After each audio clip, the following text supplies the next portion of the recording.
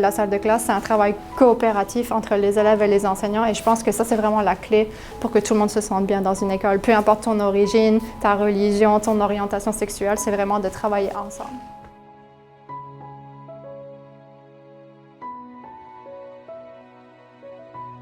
Bonjour à tout le monde, bienvenue dans votre émission Leçon de vie. Aujourd'hui, Leçon de vie va parler de l'environnement scolaire et les ressources du milieu.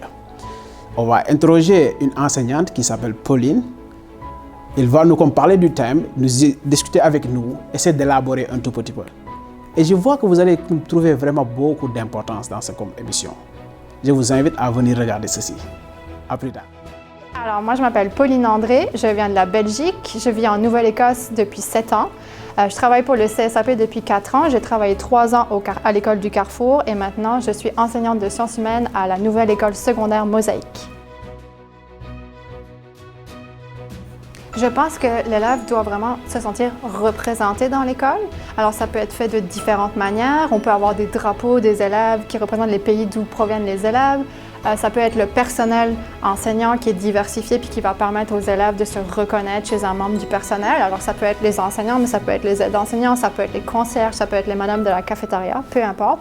La musique qu'on passe dans l'école, le fait qu'elle soit diversifiée, toutes ces choses font que les élèves se sentent représentés. Et quand ils se sentent représentés, ils se sentent bien. Et quand ils se sentent bien, bien, ils réussissent.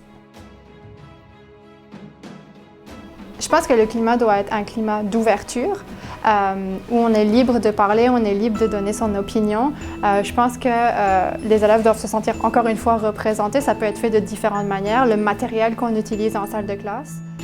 Il faut vraiment inclure la diversité le plus possible pour que les enfants se sentent comme on vit dans un monde diversifié avec des différentes perspectives. Puis ça arrive en salle de classe, mais ça arrive aussi à l'extérieur. Alors, je pense que c'est vraiment important qu'ils se sentent représentés pour accepter la diversité. Premièrement, on choisit les ressources. Est-ce que c'est des ressources fiables? Est-ce que c'est des ressources approuvées par le conseil scolaire? Est-ce que c'est en lien avec la matière puis le programme d'études? Mais la deuxième chose, c'est est-ce que ça représente ou est-ce que ça touche au moins la plupart de mes élèves? C'est impossible d'avoir des ressources qui touchent tous les élèves ou qui représentent tous les élèves, mais au moins la plupart des élèves, ça serait intéressant. Ça, c'est une des choses que moi, j'utilise pour déterminer mes ressources. Je pense que la discussion, c'est quelque chose de très important. C'est vraiment quelque chose que moi, j'utilise beaucoup. Alors, parler de ce qui s'est passé, entendre leur opinion, animer des débats à propos des thèmes d'actualité, c'est quelque chose d'important. Pour les enseignants, je pense qu'on a fait un gros travail pendant la pandémie pour déjà se mettre à jour avec la technologie, mais pour aussi mettre à jour nos ressources. Être sûr que nos élèves sont diversifiés, être sûr qu'on traite les problèmes du monde dans notre salle de classe et qu'on n'est pas justement en train d'opprimer nos élèves dans les salles de classe. Alors je pense que ça fait partie du rôle des enseignants et de l'école. Il faut être là.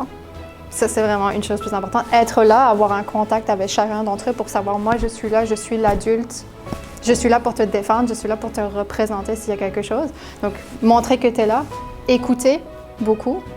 Observer, voir s'il n'y a pas des choses qui te paraissent un peu bizarres, des comportements qui changent, puis avoir des discussions avec les élèves au départ, puis après peut-être avec la conseillère, avec la direction pour essayer d'aider les élèves qui sont plus vulnérables. J'espère que vous avez aimé la vidéo.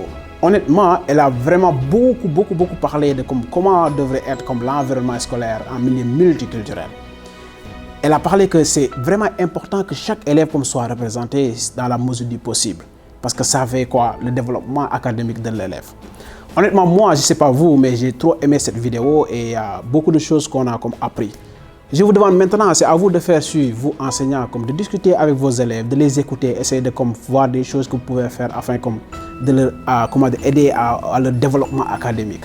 C'était votre ami Moussa et merci beaucoup. On se voit à un prochain numéro.